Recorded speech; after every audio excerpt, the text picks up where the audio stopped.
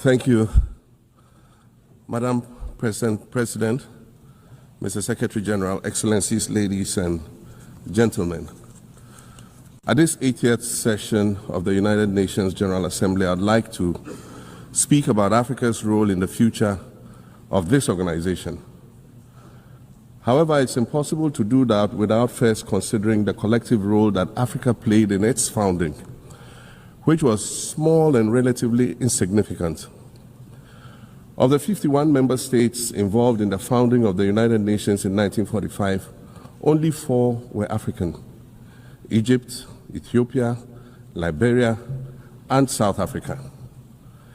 It is important to point out that the United Nations came into being in the aftermath of World War II because of the inability of its predecessor, the League of Nations, to avert a large-scale global conflict, which had been its guiding purpose when it was founded in 1920 at the end of the First World War. Out of the 42 founding member states of the League of Nations, only 3 were African: Liberia, the Union of South Africa, and Ethiopia.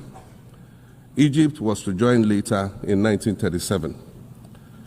Africa's overall participation in the organization's founding was minimal and relatively unimportant. That's because before all the other talks and meetings, representatives from a group of 14 nations gathered in Berlin for a series of discussions that began in 1884 and which led to the partitioning and formal colonization of the African continent, which is also called the Scramble for Africa. It has famously been written that past is prologue.